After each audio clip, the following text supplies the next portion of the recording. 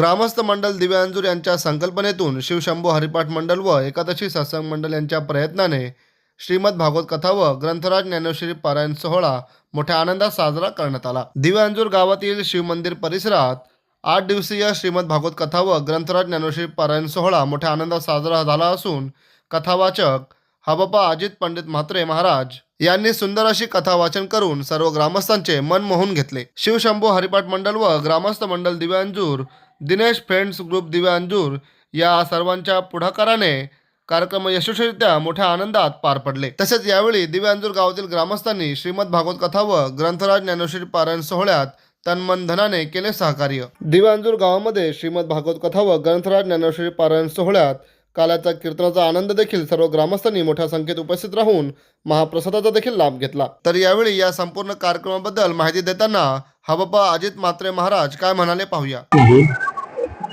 आम्ही मागच्या 2 वर्ष अगोदर सुद्धा या ठिकाणी भव्य दिवस सर्वांची कथा आयोजित केली होती आणि लोकांचा चांगला प्रतिसाद होता।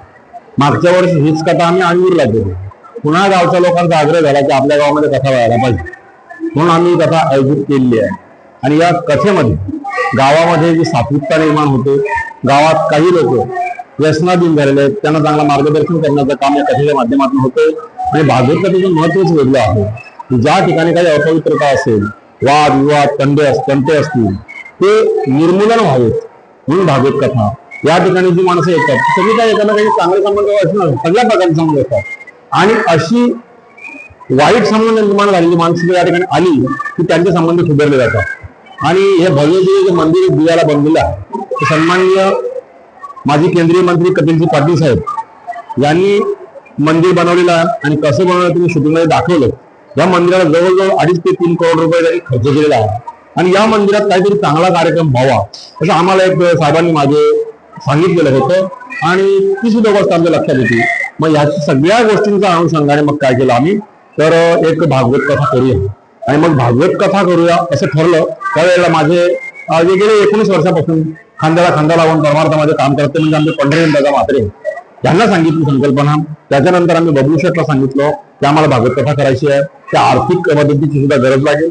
त्यावेळेला आम्हाला एक आश्वासन दिलं साहेबांनी की जेवढा खर्च येईल फक्त मला सांगा, एवढे पैसे मी तुम्हाला देईन, काही काळजी करू नका। तुम्हाला जसा कार्यक्रम करायचा असेल, जेवढ्या मोठ्या प्रमाणामध्ये करायचा असेल तेवढा करा। परंतु माझ्याकडे वेळ कमी होता म्हणून परिसरामध्ये जास्त आमंत्रण करू शकलो नाही। तरी सुद्धा मंदिर पूर्ण गच्च भरलं असं, जवळ 700-800 लोकांची उपस्थिती या ठिकाणी असायची आणि सुंदर प्रतिसाद लोकांचा होता।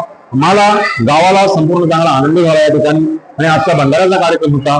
भंडारा आमच्या गावचे माजी सरपंच सन्माननीय संदीप वामन म्हात्रे यांच्या माध्यमातून दिलेला होता। त्याचे 7 दिवस सगळे अन्नदाते होते।